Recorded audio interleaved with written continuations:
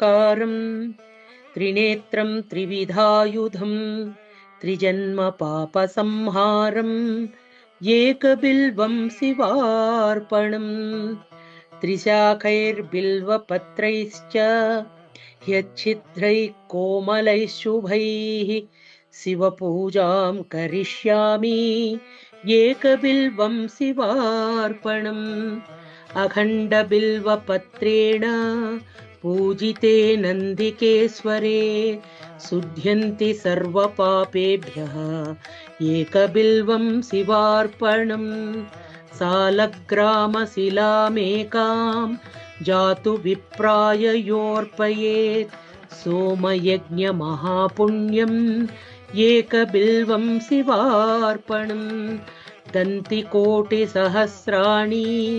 वाजपेयशतानि च कोटिकन्या